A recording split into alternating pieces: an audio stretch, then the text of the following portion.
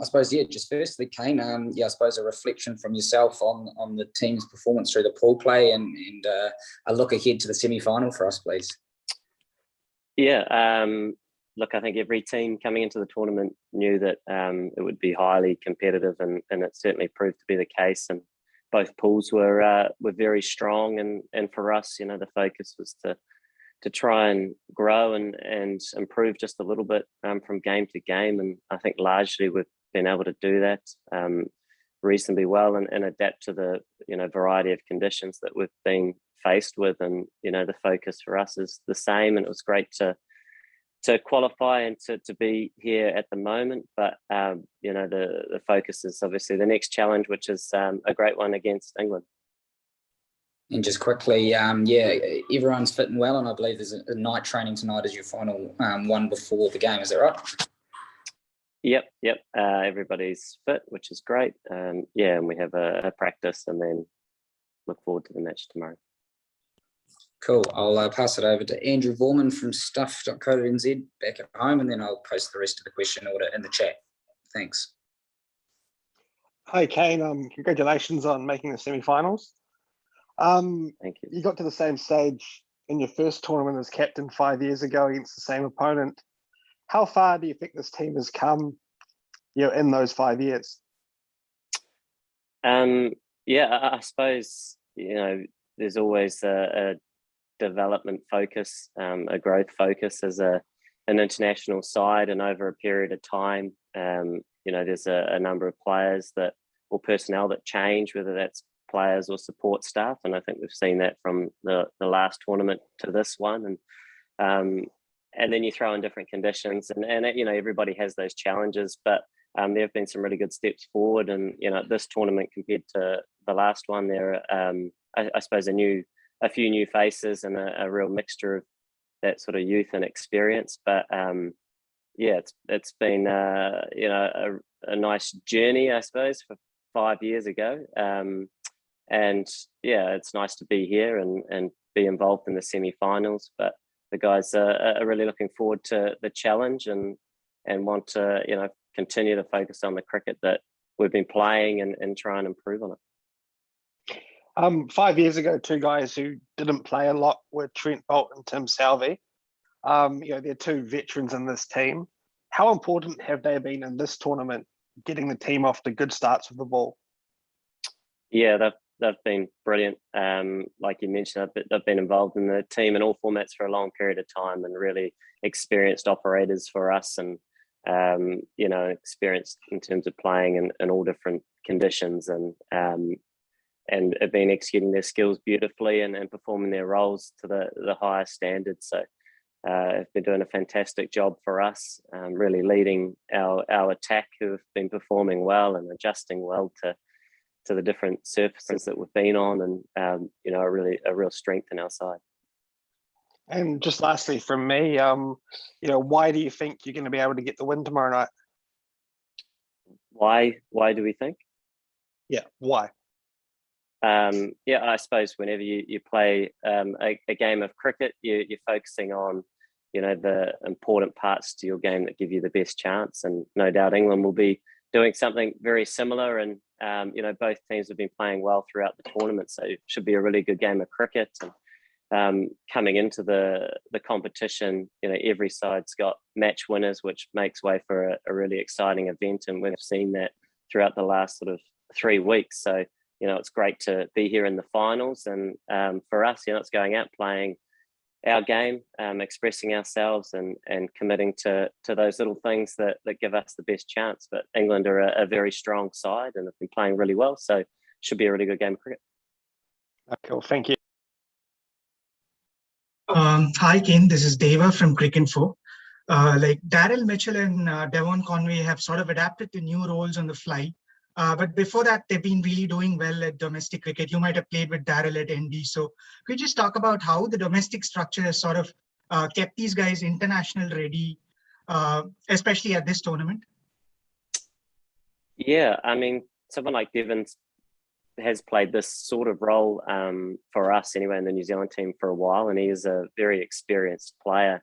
although relatively new to the international game, but clearly world class in his skill set and a fantastic head on his shoulders. So he has made those adjustments really quickly and come over to the UAE, which is his first time, and played some really key roles for us. And Daryl, who's been involved in a number of formats and has brought a brilliant attitude. And I suppose coming into the tournament, everybody's preparation was perhaps a little bit disjointed, and Daryl's earned himself an opportunity at the top of the order, with his ability to hit the ball hard and straight and also play spin, and he's come into the side and basically grabbed every opportunity in any format with both hands, and him and Gapdil at the top of the order have been getting us off to some really nice starts.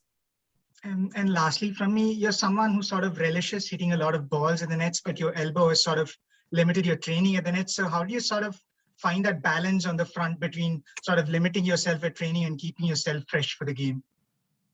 Yeah, that has been a bit of a challenge for me personally, and the balance between the loading of the elbow and things like that to try and stay as fresh as possible for the game. So it's been a bit of a delicate balance to get my head around, and I certainly look forward to the day that it's gone and I don't have to worry too much about it. But as it stands, it's it's a topic of discussion and just trying to work closely with the physio to make sure that in the games you're as fresh as possible. But it's had an impact in loading, which therefore means training's sort of been a little bit a lot less, to be fair.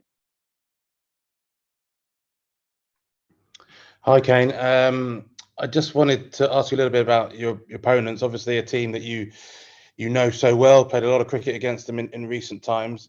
At the start of England's kind of white ball success, they really suggested that they took a leaf out of New Zealand's book in the way that you played your white ball cricket under Brendan and in 2015. Since then, obviously, they beat you in the semi-final of the 2016-2020 World Cup and the 2019 World Cup final. Do you kind of feel like now's your time, and do you kind of feel like if they've copied your template, now's the time for the Masters to show what it's all about? Look, I mean, we've played each other a number of times. We've had some really, really good games and really good series. And the evolution of the England side, and particularly the white ball sides, been significant over a number of years, and they've got a lot of experienced T20 players in their side, and as a collective are playing some really good cricket. So we know it's a nice challenge that we're looking forward to, and both teams try and utilize what they have to the best of their ability and try and play their best cricket. So I mean, you turn up on the day, and as we know, particularly in this format, it's very fickle in its nature, and both teams will go out and look to put their best foot forward, and what will be at the end of it. But for us, it has been a real growth focus, although it was, like I mentioned, slightly disjointed in preparation at the start. It's sort of been one game at a time, and trying to adapt and make those small improvements throughout the competition as quickly as we could. And it meant that the team had been ticking over reasonably nicely, and watching from afar, England have been doing something very similar and been playing some really good cricket. So it should be a really good contest come tomorrow. And just finally from me, as I said, I know you know each other very well, and I think there's probably going to be 6 on each side that played in the 2019 final, for example. But what about the guys that maybe you don't know so well? Someone like a Liam Livingstone, do you know much about him and what he might bring to the party, and how are you going to prepare for that threat? Yeah, I mean, look, they've got match winners throughout their team, and that's been a big, I suppose, movement of their white ball side. They're sort of power packed and bat quite deep as well. And I spent a little bit of time with Liam at the Birmingham Phoenix, and he played superbly well throughout that whole 100 ball competition. So there are a number of threats, and number of match winners, and we also have a number of match winners as well. And at the end of the day, it's trying to commit to what you do as a team, and we both do it a little bit differently, and that constantly changes just over time, and personnel changes and all these sorts of things. And yeah, I think both teams are just looking forward to the occasion. It's been a long time coming, this next T20 World Cup, so it's been exciting to be involved in it. And obviously it's all coming to a quick end, and we've got a semi-final and all going well. Hopefully another game after that. Thanks, Kane. All the best. Cheers. Hi, Kane. Hello. Your World Test champions. You came as near as damn it to winning the 50 over World Cup, and now you're 2 games away from the T20 World Cup. What is it that you keep getting so right as a team? Yeah, I mean, for us as a team, we're always trying to improve and commit to what is important to us as a team, and that forever changes a little bit. And I suppose over the years, you look back to perhaps the last T20 World Cup, and there's been a few personnel changes, and I suppose that's the same in all sides. But for us, our ethos, our environment is something that is important, but it doesn't promise. And it's been nice to be involved in some memorable games in recent times. But the focus for the sides sort of always the bigger picture, and trying to make those small adjustments. And it's nice that the side have largely been tracking pretty well in that respect. So having said that, you turn up in finals cricket, and especially in T20 cricket, where on the day there's match winners throughout and anything can happen. But it's exciting, and the players are all really looking forward to the occasion. But yeah, largely for us, it's just always trying to improve and give to the people around us. And England are without Tamal Mills, which you already knew about, and Jason Roy ruled out yesterday. Does that make them slightly more vulnerable than they would have been otherwise?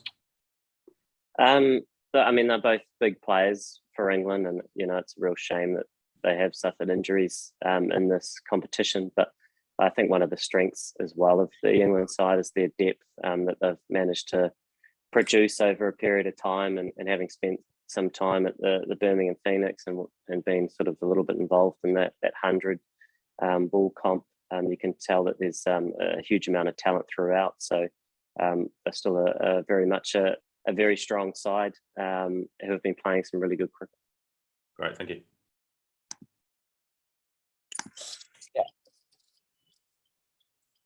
Yeah, hi, Captain. So my question. So first of all, congratulations for reaching the semi-finals. My question is to you: the momentum which New Zealand team is in for the especially last few ICC tournaments. So how you feel special to lead the particular side, this special group of boys from New Zealand? How you feel as a captain to lead these kinds of guys? You're the players which you are leading right now. Yeah, I mean, a great group of players. In all the 3 formats, there's a lot of buy-in and a real common goal, amongst the guys in the group, which, you feel fortunate to be a part of. And it's also great that there are also a number of other leaders in the group that offer so much and help drive the team forward. So, it is a real collective effort, and that support staff included.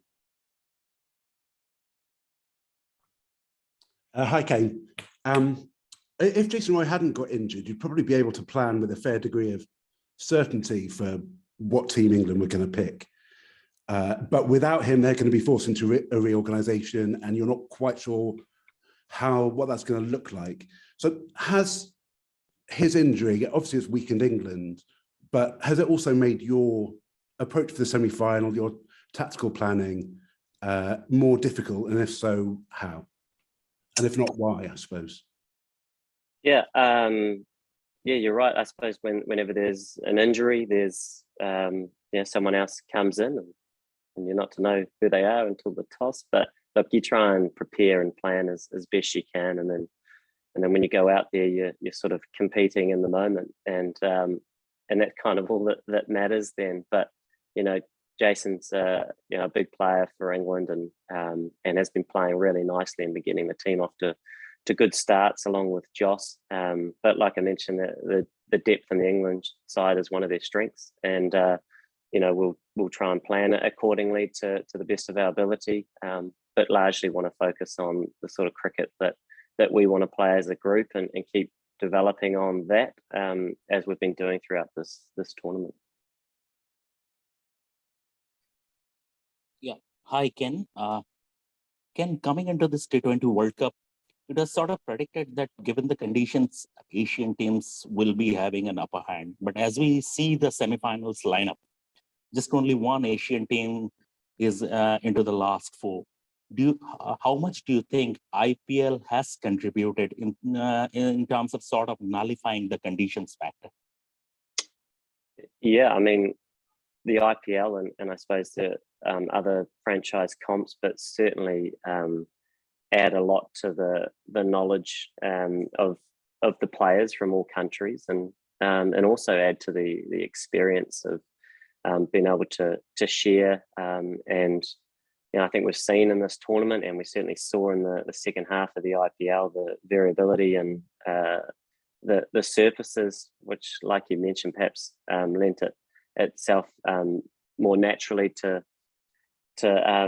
you know, certain sides, but you know, you sort of, in the moment you compete in different games, and the margins are fine, and we know coming into this tournament that truly any team could beat anybody, and we sort of saw that throughout the competition, and there are, you know, some sides that perhaps were favourites coming into it and were unfortunate, you know, on their day, but I suppose that's tournament sport as well, and it made way for, you know, what has been and will continue to be a really action-packed and exciting competition.